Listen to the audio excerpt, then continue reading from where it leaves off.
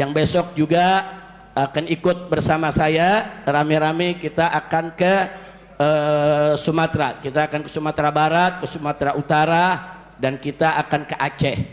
Bukan hanya untuk membawa bantuan, tapi kita mengontrol bagaimana posko-posko FPI yang ada di Sumatera yang sudah bekerja dari hari pertama terjadinya bencana. Nah, bagaimana kerjaan mereka, apa keluhannya, apa kekurangannya, apa yang mesti ditambah, apa yang mesti diperkuat. Alhamdulillah Bapak Ibu, dari hari pertama anak-anak kami yang ada di Sumatera Barat, begitu juga di Sumatera Utara dan juga di Aceh, di berbagai daerah yang terjadi bencana, semua sudah bergerak dan semua sudah melakukan sekemampuan mereka. Nah, tinggal kami dari pusat tentunya harus mengontrol, harus lihat sampai sejauh mana kerjaan mereka, apa hasilnya, apa. Jadi nggak usah nunggu lagi bantuan dari pemerintah. Repot saudara, karena pemerintah banyak tukang bisiknya. Presiden tanya, bagaimana nih Aceh, udah beres? Beres Pak. Udah beres Pak. Ya kalau udah beres sudah, nggak ada tuh dinyatakan bencana nasional. Orang udah beres. Dari mana batangnya beres? Palu Lubu Menyan beres. Sampai sekarang jenazah masih banyak yang belum ketemu. Betul? Betul? Ini pembisiknya kadang-kadang terang-terangan di depan presiden, depan masyarakat. Saudara, masyarakat, presiden nanya, bagaimana Pak Menteri? Listriknya udah beres, nyala semua. Nggak tahu ini tuh listrik masih pada mati. Depan presiden, depan rakyat secara terbuka diliput, dia ngebohong. Ngebohongnya secara terbuka di tempat bencana. Saya udah nggak bisa ngomong dah kalau udah begitu.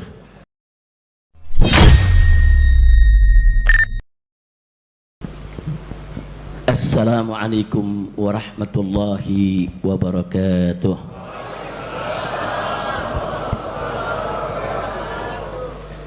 Bismillah walhamdulillah wala hawla wala quwwata illa billah. Ashhadu an la ilaha illallah wahdahu la syarika lah, wa ashhadu anna sayyidana Muhammadan abduhu wa rasuluh la nabiyya ba'dah. Allahumma salli wa sallim wa barik ala sayyidina wa habibina wa syafi'ina wa maulana nabiyyina Muhammadin wa ala alihi at-tahirin at-tayyibin wa ashabihi al-ghurril mayamin wa man tabi'ahum bi ihsanin ila yaumiddin. Amma ba'd.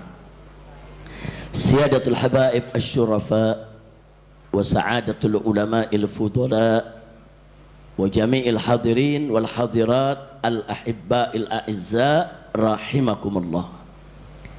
Fi hadhihi al munasabati as-sa'idah wa bi hadzal makan al mubarak la ansa an usiyakum jami'an wa nafsi bi taqwallah wa bi ta'ati Rasulillah sallallahu alaihi wasallam. Fa nas'alullah subhanahu wa ta'ala ay yahdiyana ila siratikal mustaqim wa yaj'alana minal muttaqin wa yudkhilana jannatahu jannatan na'im bihaqqi sayyidil mursalin walhamdulillahi rabbil alamin. Taqabbalallahu minna wa minkum mutaqabbal ya karim.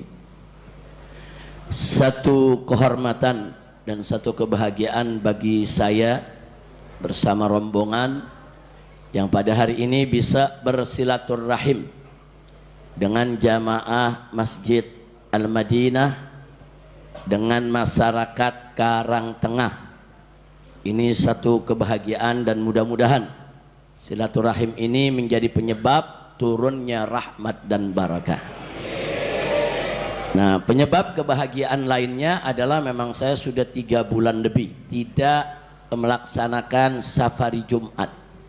Nah, biasanya sudah sekian tahun setiap hari Jumat kita keliling dari masjid ke masjid, dari tempat ke tempat Sejadotabetabek ya kawan. Tapi 3 bulan ini saya lebih banyak sholat di kampung, sholat di gunung, sholat di tempat sekitar kita tinggal.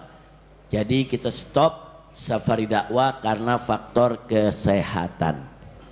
Dan saya juga sudah hampir 3 bulan kita tidak tablik, tidak ceramah kesana kemari. Baru pertama kemarin kita tablik terbuka di Reuni 212. Alhamdulillah hari ini sekaligus bisa silaturahim Jumat juga, safari Jumat, dan bisa juga kita gelar tablik pengajian di masjid ini. Mudah-mudahan insya Allah kedepannya kita semua Allah berikan kesehatan, Allah berikan kemudahan, amin ya rabbal alamin. Nah, kebahagiaan saya selain itu karena di sini kita kumpul bersama kiai-kiai kita. Di sini ada Kiai Abdul Rashid, Kiai Haji Abdul Rashid, ada Kiai Bukhari, ada Kiai Muhyiddin, masih banyak kiai-kiai yang lain yang saya tidak sebutkan satu persatu nama-nama beliau, tapi tidak mengurangi rasa hormat kami kepada mereka.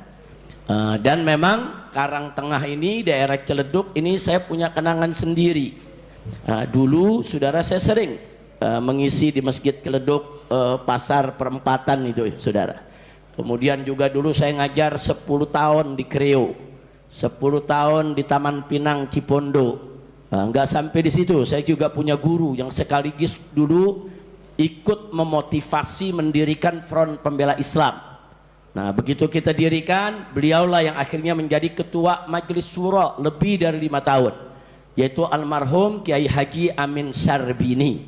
Saudara, kalau nggak salah Jurang Mangu ya namanya Jurang Mangu, dekat Pondok Aren, Ceger. Naam, ada pondok pesantrennya Jamiah Islamiyah.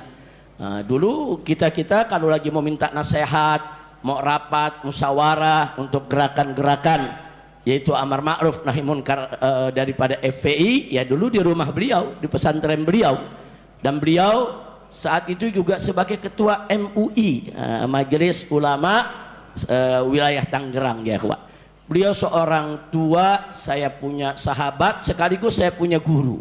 Saya anggap beliau itu orang tua saya. Dan beliau itu penasehat utama daripada gerakan kami ketika itu. Dan pada saat awal beliau jadi Majelis Syuro FPI, bahwa tantangannya paling berat ya ikhwan.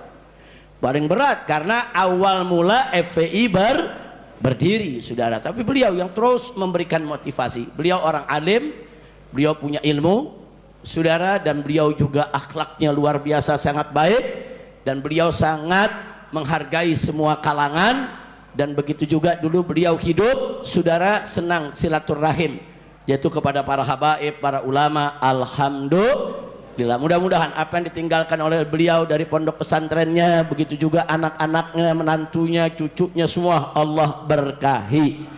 Dan mudah-mudahan pondoknya dijadikan oleh Allah sebagai ma'hadan solehan thayyiban ma'muran mubarakan, amin ya rabbal alamin. Nah, dan alhamdulillah di sini juga saudara saya tidak sendiri. Hari ini saya silaturahim ke Masjid Al-Madinah ini didampingi saudara. Di sini ada 4 menantu saya yang ikut. Nah, ini ada Habib Hanif Al-Attas yang tadi menjadi khatib saudara. Beliau adalah menantu saya, yaitu yang hampir lupa yang keberapa.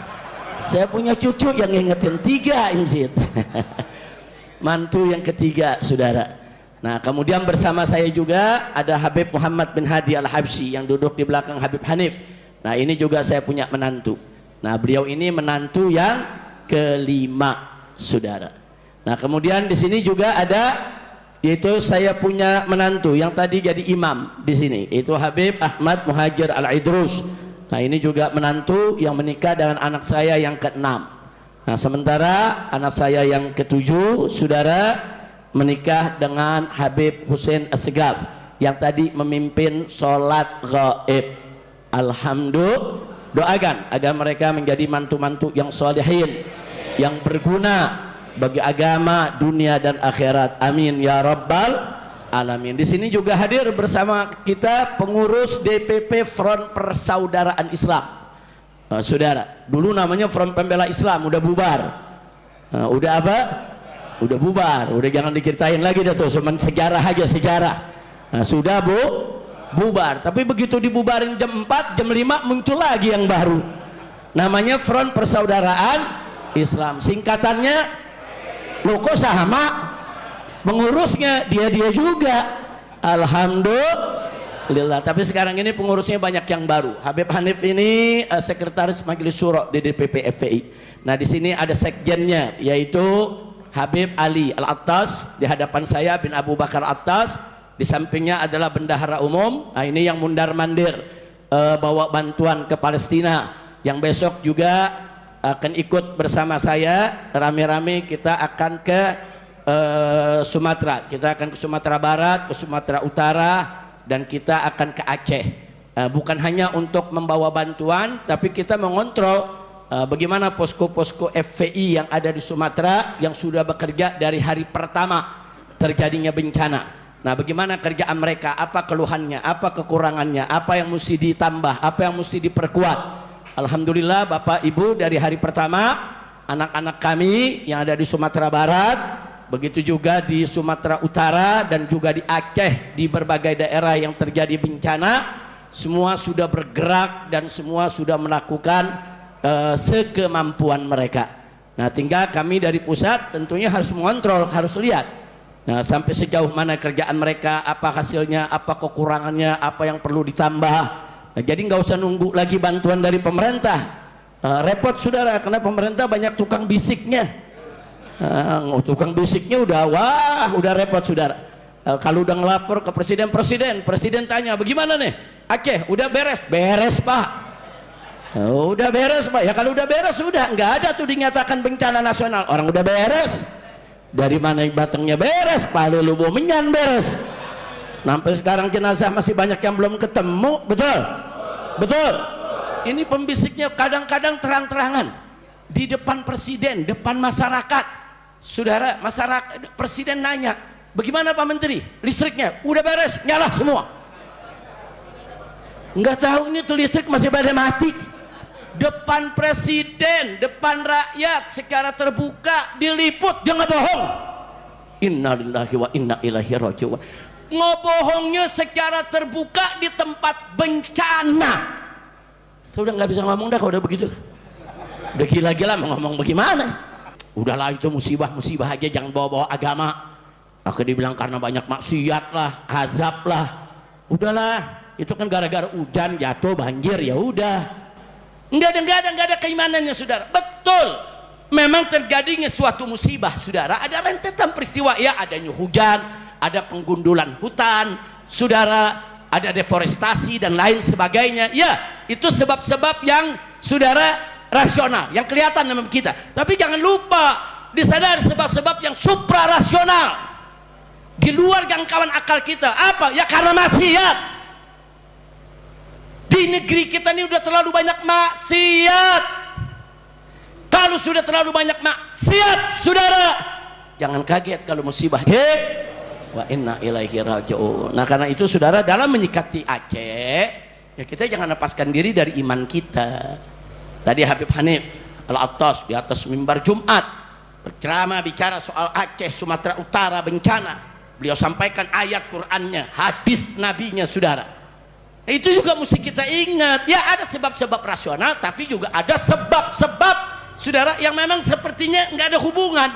Maksiat, zina, sama saudara banjir, kayaknya kan nggak ada hubungan saudara. Maksiat, zina dengan gempa bumi kan sepertinya nggak ada hubungan saudara. Enggak. Dalam agama orang-orang yang beriman yakin semua punya hubungan saudara. Nah, adapun yang namanya penggundulan hutan, hujan, itu juga pencetus saudara, sehingga terjadinya bencana. Nah, jadi sekali lagi saudara, jadi musibah-musibah itu begitu. Maka itu kalau ada yang tanya, ini musibah di Aceh bagaimana nih? Ini masuk yang mana? Musibah di Sumatera Utara masuk yang mana? Musibah di Sumatera Barat masuk yang mana? Kita kembalikan kepada yang menerima musibah saudara. Orang-orang baik di Aceh banyak, orang-orang solihin di Sumatera banyak. Mereka yang kena musibah ini, mereka diuji oleh Allah. Mudah-mudahan saudara kedudukan mereka semakin dekat kepada Allah. Lalu bagi orang-orang masyarakat biasa yang kadang-kadang baik, masih ada sedikit banyak perbuatan jahatnya saudara, ya ini peringatan.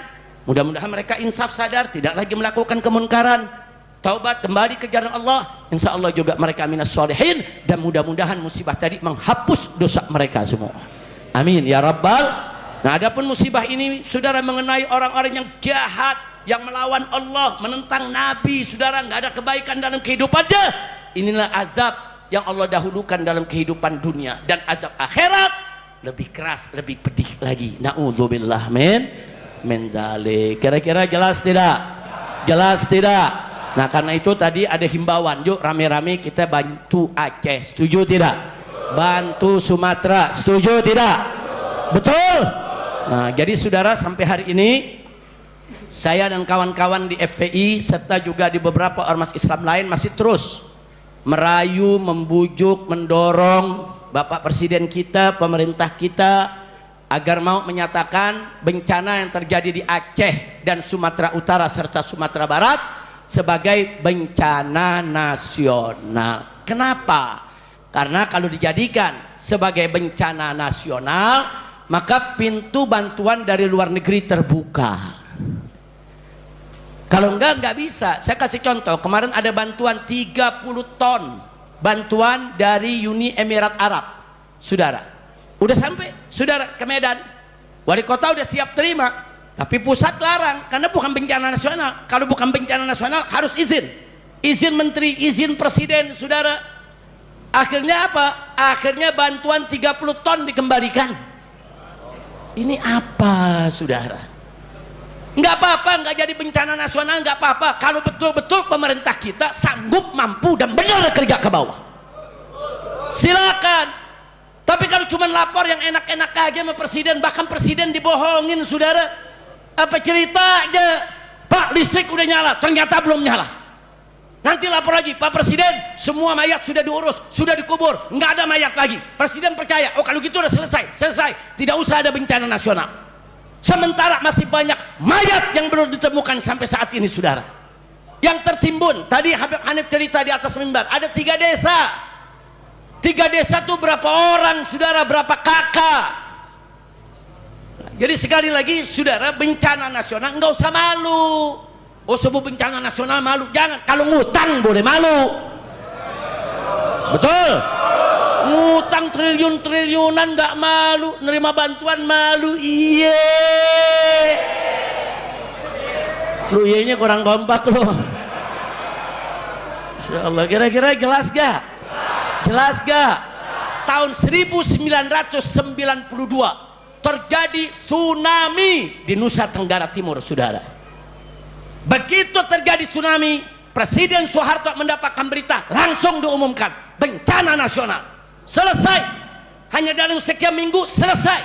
Yang rusak dibangun kembali, jalan dibangun kembali, jembatan dibangun kembali, saudara. Selesai. Enggak ada ribut-ribut. Di tahun 2004, saudara, terjadi tsunami di Aceh, saudara. Hari ini terjadi tsunami, saudara. Malam itu juga diumumkan oleh Presiden SBY sebagai bencana nasional. Besoknya, saudara, bertonton bantuan datang dari semua negara. Selesai rapi. Saya dengan kawan-kawan 1.300 laskar kita bawa dari Jakarta, saudara, berangkat ke Aceh, ikut kerja. Bantuan luber dari mana-mana, saudara. Tapi sekarang, saudara, nah, giliran ada mau bantuan, bilangnya enggak, kita masih mampu. Kita masih mampu. Kita masih mampu. Kita masih mampu. Dari mana mampu? Kalau mampu jembatan udah beres. Kalau mampu tuh mayat udah selesai semua diangkat dalam waktu singkat, betul. Jangan malu, saudara. Ada lagi menteri pakai ngeremehin. Bantuan Malaysia nggak seberapa. Kecil. Sombongnya, saudara. Malaysia tetangga kita, saudara, beretikat baik, kirim bantuan sekecil apapun, terima kasih. Betul. Nggak ada terima kasihnya, pakai nyepelin, nggak seberapa. Itu aku pengen kepret aja loh. Jamaah ini nanti ini bantu untuk Aceh 1.000 perak, 2.000 perak, bagus tidak? Wajib gak disyukuri? Jangan sampai ini menteri denger. Lu nyumbang 1.000, nih menteri jangan denger. Kalau nih menteri denger, 1.000. Udah, pokoknya Masjid Madinah kirim aja, jangan ngomong, jangan diberitain. Kalau nih menteri denger, gawat. Itu orang Karang Tengah, kecil. Kacau tidak? Kacau tidak? Apa orang begini layak jadi menteri? Ada lagi menteri yang lain, saudara, lagi rapat nih. Apa dia ngomong? kita ini udah siapin apa namanya kapal Hercules. Ya nanti kita berangkat nikmatinnya gitu kapal Hercules, bisa foto-foto sambil tamasya. Apa lu punya kerja? Saudara mau ngebantuan yang dipikirin ikut tamasya pakai Hercules. Yang dipikirin mau foto-foto saudara. Kesana bantu.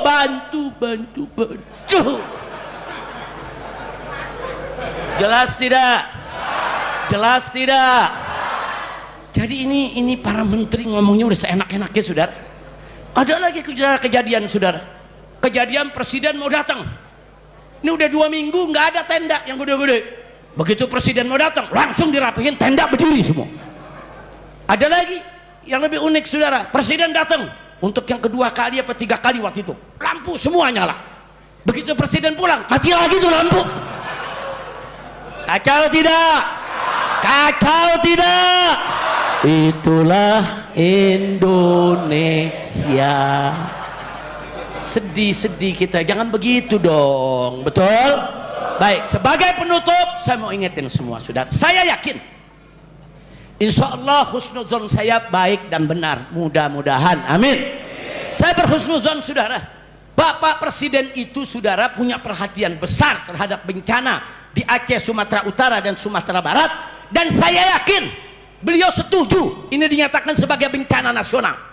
Tapi yang jadi persoalan, ada pembisik-pembisik manusia di sekitar dia yang mempengaruhi presiden saudara supaya jangan dinyatakan sebagai bencana nasional saudara. Kalau ada yang bertanya, Habib yakin dari mana? Saya yakin karena di bulan Oktober tahun 2015 ketika itu Prabowo belum jadi presiden saudara. Di 2015 waktu itu terjadi bencana di Riau, bencana karhutlah, kebakaran hutan dan lahan saudara, ribuan hektar kebakar saudara. Nah saat itu presidennya Jokowi, presiden lambat saudara, kerjanya nggak cepat saudara. Akhirnya apa? Prabowo menulis di akunnya saudara, beliau tulis sendiri di akunnya saudara. Apa beliau katakan? Ini harus segera dinyatakan sebagai bencana nasional agar bantuan dari luar negeri segera datang. Jangan kita tunda-tunda, ini berbahaya. Artinya apa? Saya pernah baca itu, hari ini pun jejak digital itu tetap ada. Saya percaya bahwa Prabowo tahu tanpa dinyatakan sebagai bencana nasional berat bagi pemerintah untuk mengatasinya saudara. Tapi kenapa kok Prabowo sampai saat ini nggak mau menyatakan sebagai bencana nasional saudara? Nah di sini saya suuzon kepada orang-orang yang memberikan bisikan atau laporan asal Bapak senang saudara. Oh tapi Habib kan nggak boleh suuzon kalau nggak ada bukti, ada korinahnya saudara. Kalau Prabowo ini dibohongin, buktinya mana? Ya itu tadi yang saya cerita, depan presiden, depan wartawan, di hadapan masyarakat. Presiden nanya langsung, bagaimana listrik Pak Menteri? Udah nyala semua Pak, 90% semua udah nyala, padahal masih mati. Itu dia ngomong begitu apa? Asal presiden senang saudara, depan presiden, depan rakyat, depan TV dia berani laporan asal Bapak senang walaupun harus bohong. Nah kalau depan TV berani, apalagi di belakang TV. Makanya tadi saya cerita, oh ini jangan-jangan pembisiknya lapor Pak Presiden. Pak Presiden panggil deh orang-orang dekat, bagaimana Aceh? Udah beres Pak. Bagaimana tenda-tenda? Rapi Pak. Bagaimana makanan-makanan? Udah tertanggulangi Pak. Bagaimana listrik? Udah nyala semua Pak. Bagaimana jembatan-jembatan yang rubuh? Udah beres, udah nyambung. Sama gedebong pisang kali nyambungnya. Ya pokoknya laporan yang penting Bapak Presiden senang. Oh begitu. Terus Presiden tanya, jadi kalau begitu apa perlu nyatakan bencana nasional? Nggak usah Pak, nggak usah.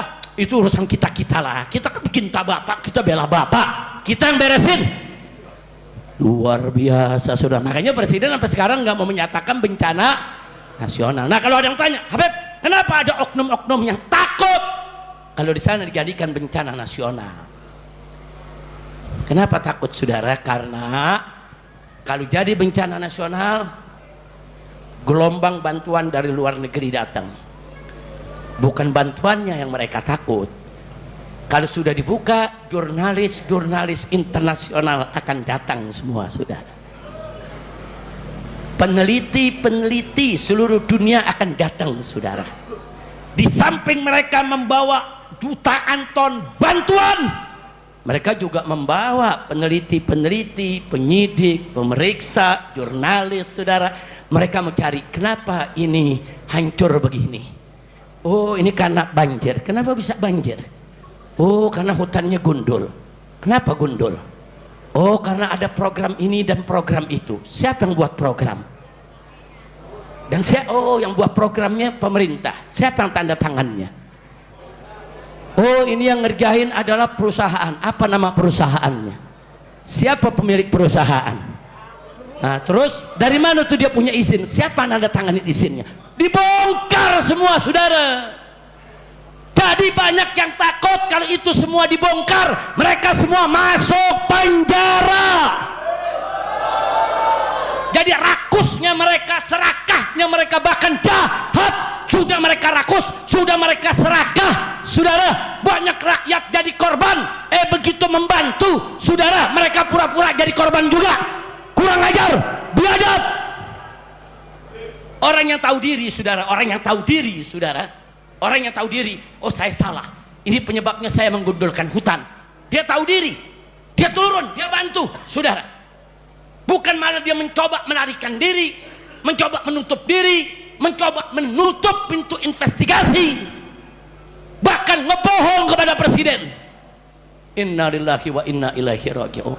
Nah, akhirnya, saudara, saya ingatkan yang paling penting, hati-hati ya, hati-hati. Kita dengan Aceh baru punya perjanjian damai 20 tahun, saudara. Hati-hati, hati-hati. Sebelum 20 tahun dulu Indonesia sama Aceh perang, saudara. Bertahun-tahun perang, saling tembak, saling culik, saling bunuh.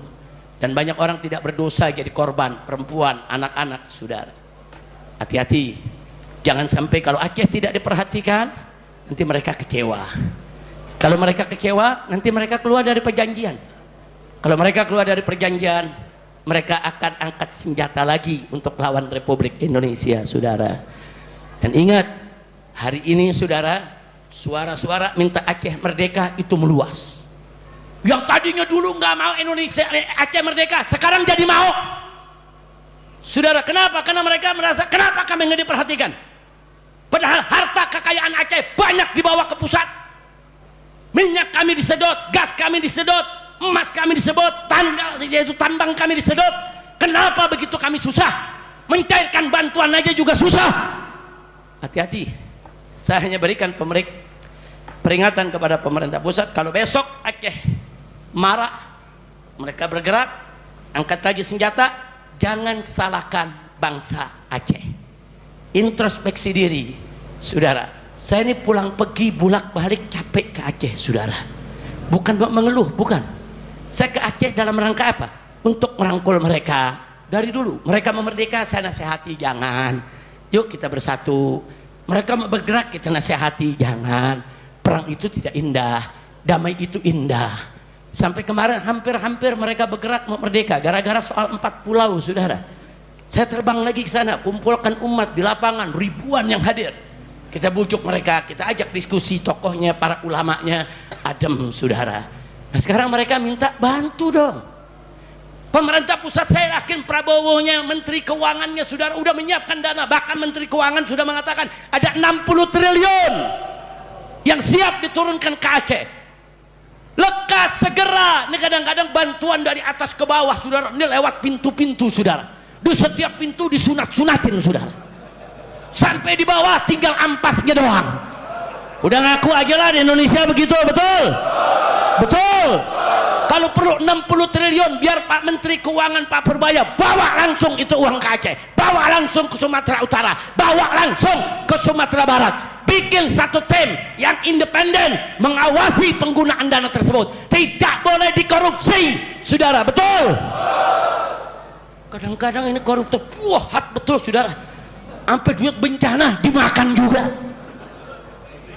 Sudah cukup segitu deh, karena saya lupa saya lagi sakit. Iya nih, jangan nih Kiai Abdul Rasid sudah jadi provokator juga. Tapi beliau tadi ngaku, Habib anak provokator kebaikan. Alhamdulillah. Lah ya sudah, pokoknya kalau cerita itu kita doain aja lah. Mudah-mudahan Pak Prabowo dijaga oleh Allah, dijauhkan dari pembisik-pembisik yang jahat, pembisik-pembisik yang rakus, pembisik-pembisik yang serakah, supaya beliau dapat taufik hidayah menjadi pemimpin yang baik. Dan kita baca suratul Fatihah agar Aceh, saudara, Sumatera Utara, Sumatera Barat dirahmati oleh Allah, diberkahi oleh Allah, diganti bencananya dengan kebahagiaan, dimudahkan segala urusan mereka. Ala hadhihi niyya wa li kulli niyatin salihah wa ila hadratin nabiyil mustafa sallallahu alaihi wasallam. Al-Fatihah.